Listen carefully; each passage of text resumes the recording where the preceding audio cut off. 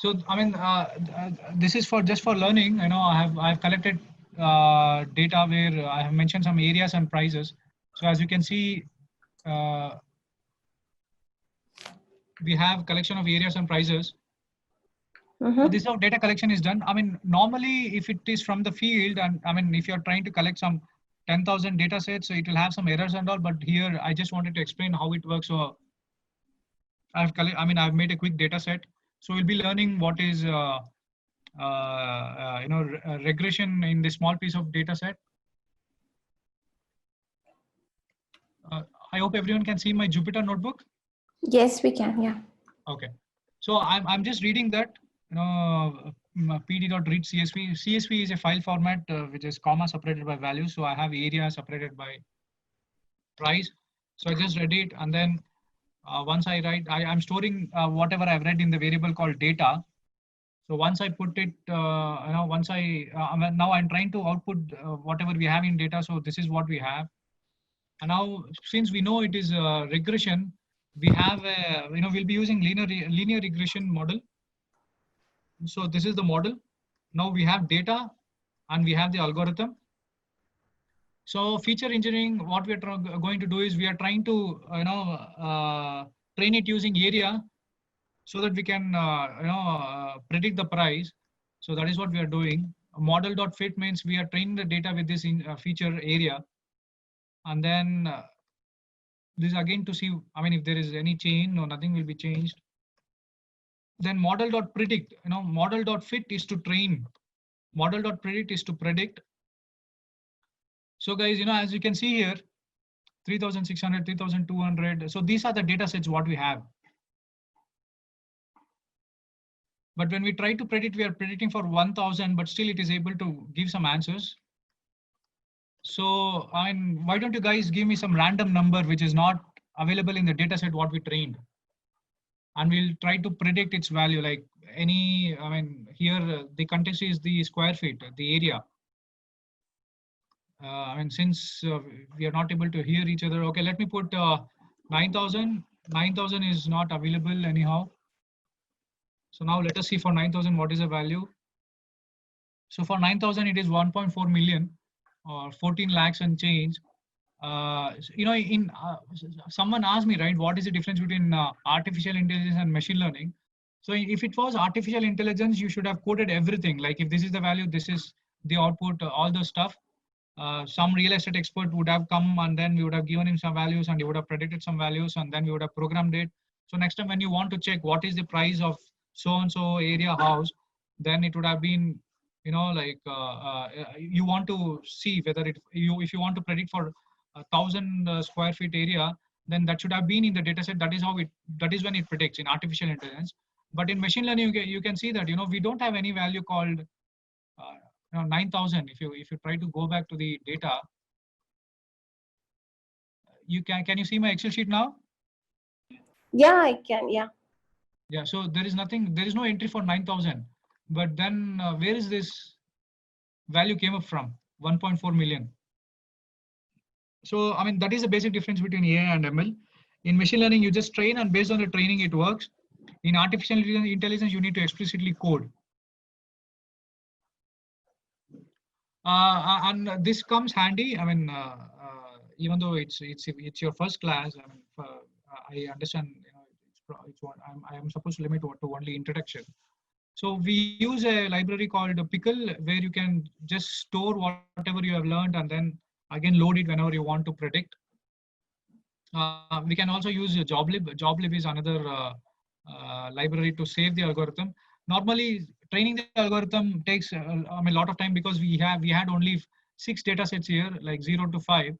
But assume what we have, if we have 50,000 data sets, you can't keep on training every time and predicting every time.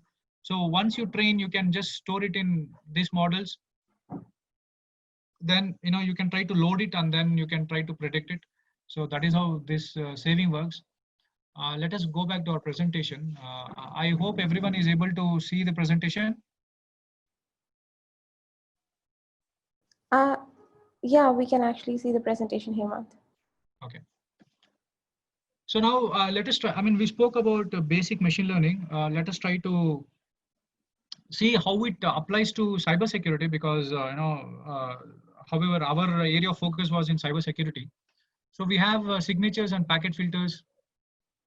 So they are, that is how the previous cybersecurity solutions work. Like for example, an antivirus. So what antivirus used to do is, it used to calculate the hash of the file value. Like if you know what is hashing, it is nothing but the sum of all the numbers. So it will be something, some number, that is the hash value. So that number will be very unique to each and every file, each and every program. So now an antivirus will have, if your antivirus has to check whether the file which we are downloaded is an malicious file or not. So what the antivirus used to do is, it would have some database of hashes, like based on the it would have it's nothing but a database. It will know, like, okay, if this is a virus, if this is a virus called A, then this is the hashing value of this virus called A, and that hashing value would be stored in the database. So whenever a new file comes into our OS, for example, Windows, it used to check its hash value of the file. And if there is a correlation between the hash values which is stored in its database and the new file, and if it is a matching, then it is a virus. If it is not matching, then it was genuine file, which may not necessarily be so. We will have some new virus which antivirus database is not updated or doesn't know. So that was the old technique, where it used to use signatures to know whether it is an antivirus file or a genuine file, malicious file or a genuine file.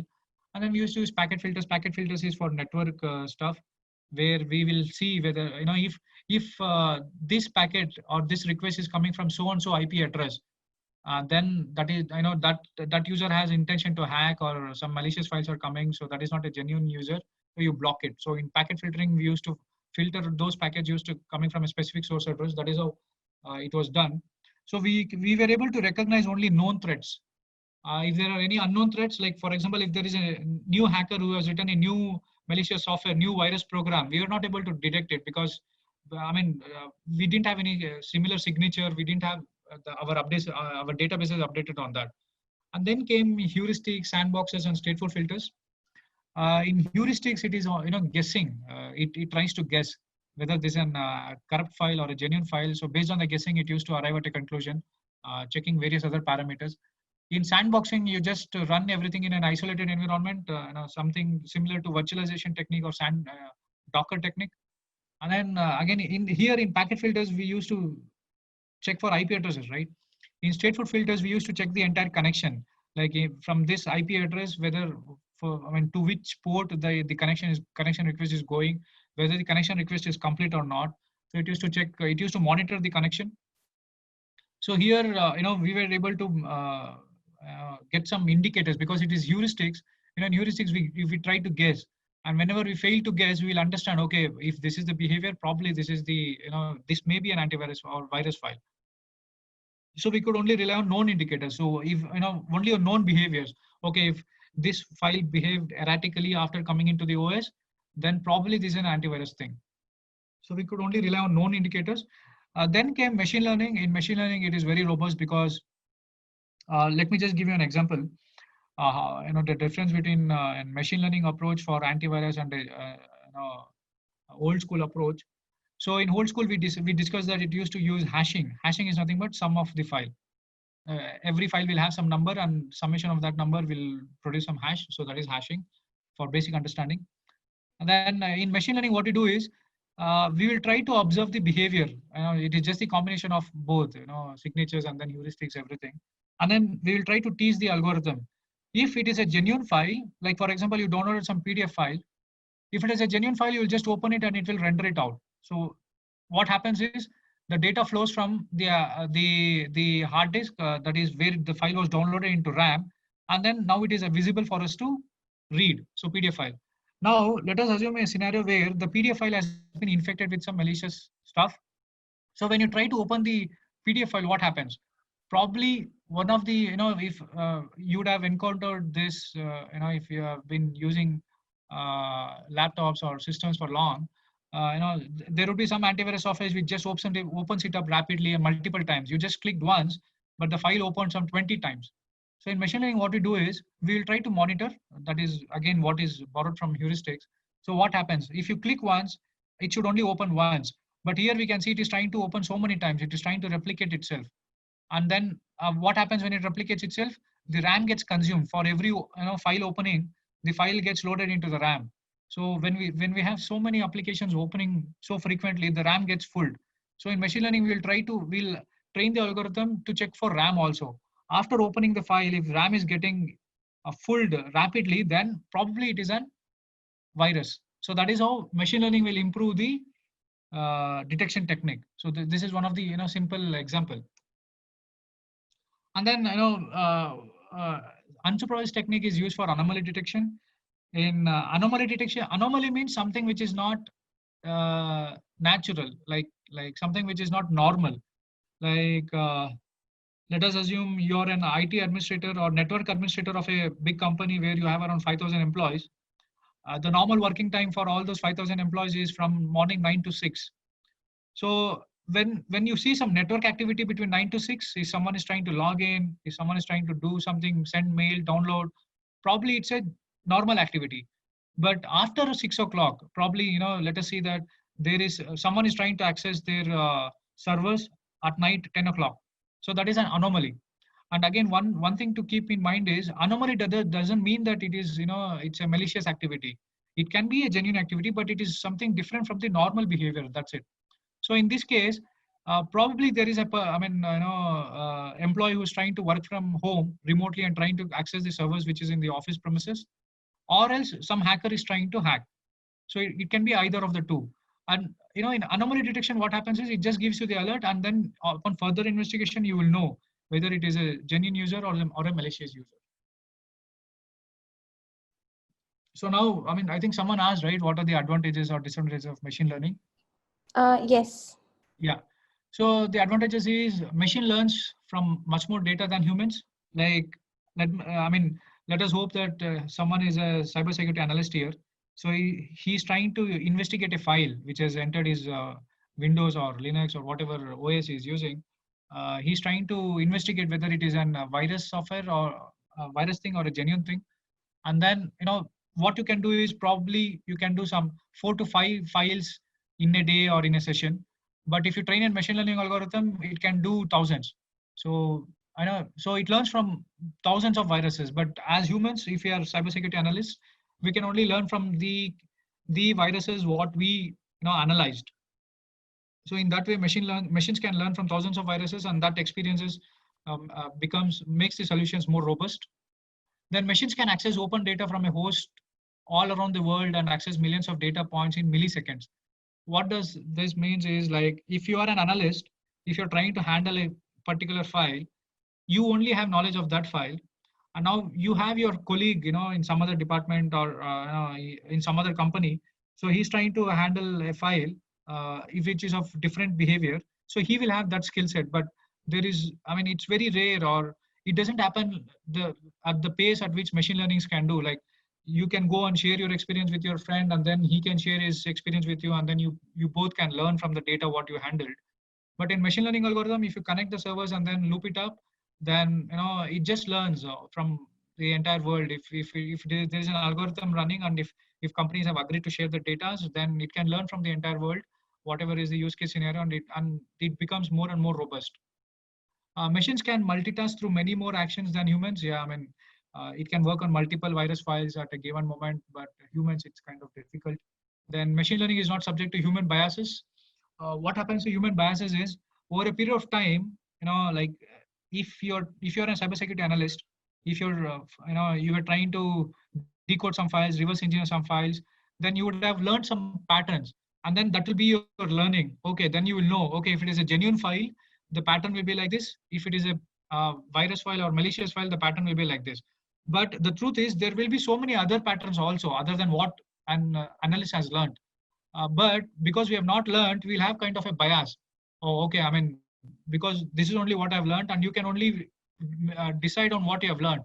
So you will try to develop kind of a bias where you will see that, okay, if this is not the behavior, then probably it is a genuine file. If this is the behavior, then it's a malicious file.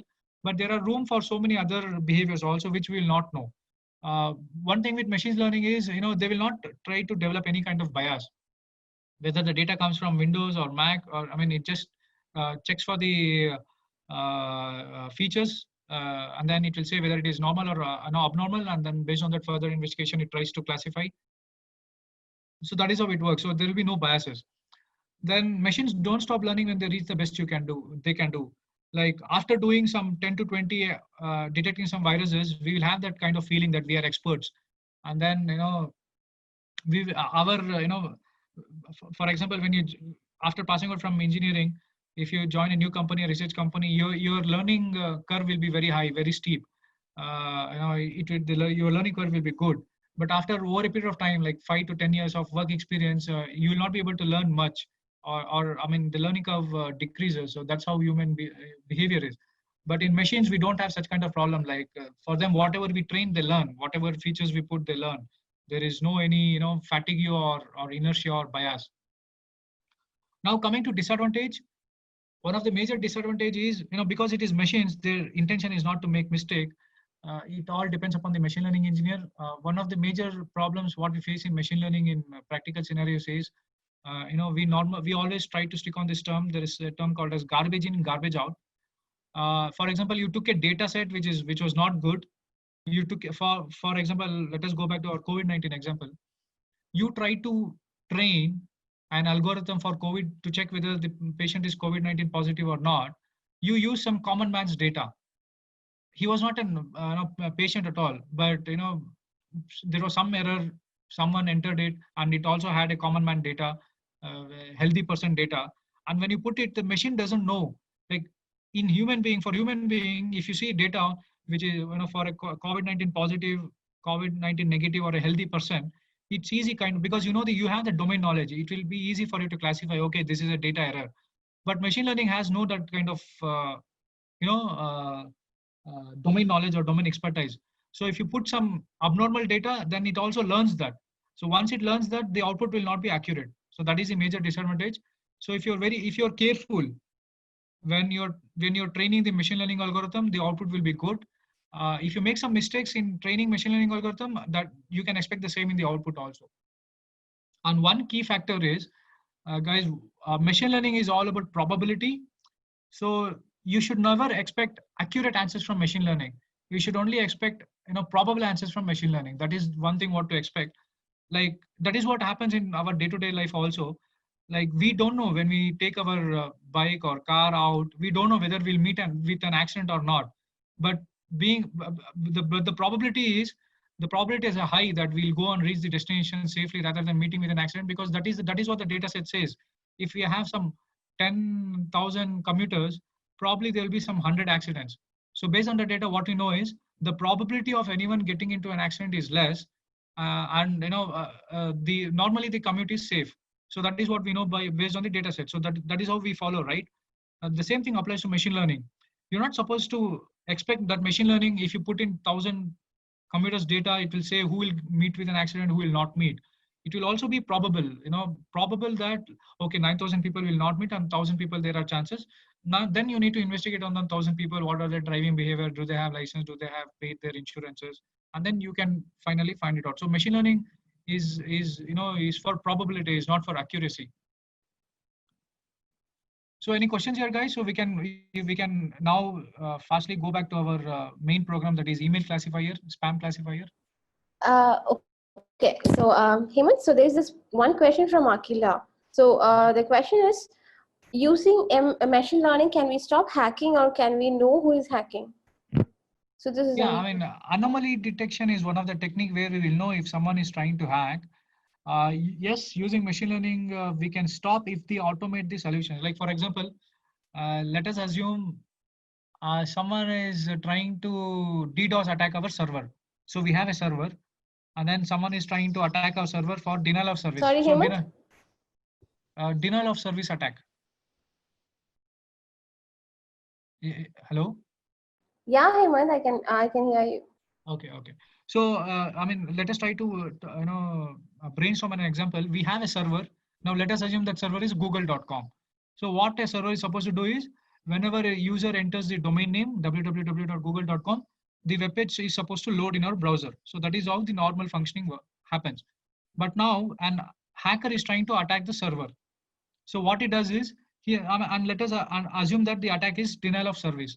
So what happens in denial of service is, if some user is trying to access Google, the page will not load because an hacker has already hacked for denial of service attack.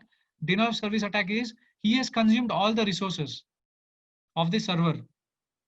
So it is not accepting any more new users or new browsers. So now, if you have a machine learning algorithm in your IDS, firewall, IPS, wherever you can, apply it to protect your thing, it will learn. If it is a normal user from your one computer, there will be only one request. But if he's in a hacker and who is also, especially for denial of service attack, he would be sending so many requests. Like he'll be opening so many instances of browser. He'll be, and that is in a layman's language, but he'll be having, a packet segmenter, or he'll be having packet tools where he can frame his own packets, generate his own packets. So that packets will result in opening up and sessions with the servers. Since the server is fully loaded with sessions, it will not accept any new users. So that is a kind of a denial of service attack. But if you have machine learning, then the learning is, if you are a genuine user, you will have only one request normally to a server. So then he's a genuine user. But if so many requests are coming from same user, it means that he's malicious user. So machine learning can try to determine that, though, okay, the number of requests from an user for the similar server is very high.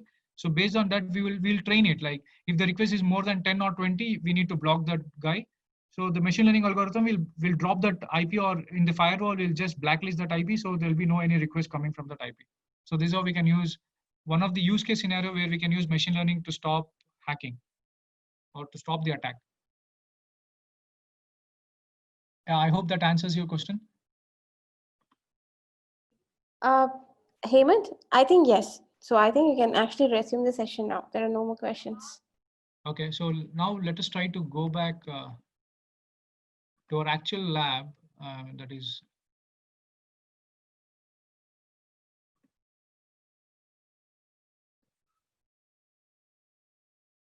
oh man, how to move this?